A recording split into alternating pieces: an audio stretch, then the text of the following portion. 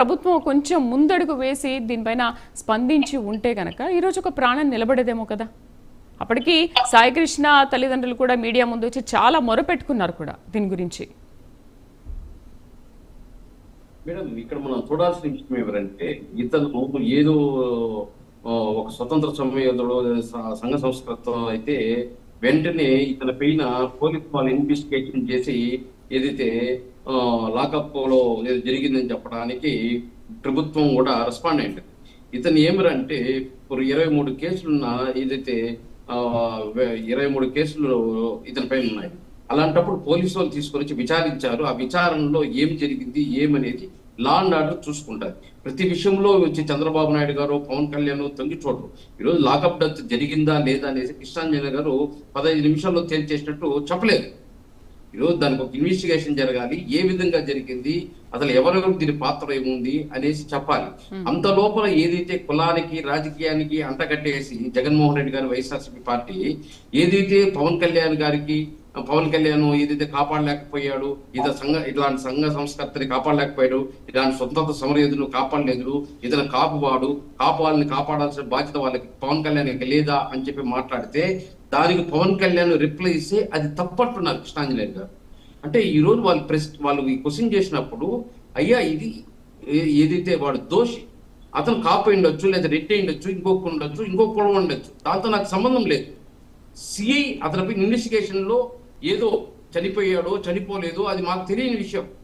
ఆ ఇన్వెస్టిగేషన్ పూర్తయిన తర్వాత ఏదైతే వాళ్ళ తల్లిదండ్రులు కంప్లైంట్ ఇచ్చుకునేసి హైకోర్టులో కూడా పోయి రిట్ వేశారు. హైకోర్టులో కూడా రిట్ వేశారు. వాళ్ళు ఈ విధంగా మా కొడుకు కనపడడం లేదు, పోలీసు పలానా తీసుకెళ్లారు అది అని చెప్పి దానిపైన కూడా ఏదో కౌంటర్ దాఖలు చేశారు. ఇవన్నీ లాన్ కోర్టులు పోలీస్ స్టేషన్లు చూసుకోవాల్సిన బాధ్యత. ఇప్పుడు ప్రభుత్వం ఎండ్ రావాలంటే ఇష్యూ ఏదైతే లాకప్ డెత్ చేసిన సిఐని కాపాడే బాధ్యత కానీ ప్రభుత్వం చేస్తే అది తప్పు. సిఐని సిఐ కూడా అదే కమ్యూనిటీ చెందిన వాడే, కానీ సిఐకి సపోర్ట్ చేయలేదు, అదే విధంగా ఏదైతే క్రిమినల్ కి సపోర్ట్ చేయలేదు.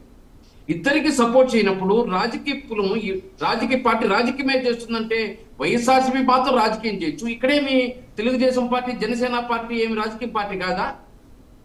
వాళ్ళు రాజకీయ పార్టీ ద్వారానే ప్రభుత్వం ఏర్పాటు చేశారు. వాళ్ళు రాజకీయం మాట్లాడినప్పుడు మేము రాజకీయంగానే కౌంటర్ ఇవ్వాలి. అంతేగాని వైఎస్ఆర్సీ పాత్ర రాజకీయం చేస్తుంది, మేము మాత్రం రాజకీయం చేయకూడదు అంటే ఈ రోజు ఏదైతే డాక్టర్ సుధాకర్ రెడ్డి మాస్క్ అడిగిన పాపానికి నడ్రోడ్లో గుడ్డలిప్పి ఆయన లాటరీతో కొట్టి చంపేస్తే దిక్కులేదు. కానీ ఆ రోజు ఏదైతే కూటమి ప్రభుత్వం అడిగితే ఆ రోజు మాత్రం సమాధానం చెప్పాలి జగన్మోహన్ రెడ్డి గారు, వైఎస్ఆర్ పార్టీ. అదేవిధంగా అనంతబాబు డ్రైవర్ చెప్పేస్తే దానికి సమాధానం చెప్పాలి, అప్పుడు పోలీసు వాళ్ళు సపోర్ట్ చేస్తే. ఈ రోజు ఏదైతే ఒక దోషి, ఒక క్రిమినల్, ఒక మహిళలపై అత్యాచారం చేసిన వ్యక్తిని సిఐ ఇన్వెస్టిగేషన్ లో చంపాడో లేదో తెలియనప్పుడు పెద్ద ఎత్తున నిరసన జరుపుతా ఉంటే ఇది రాజకీయం కాదా?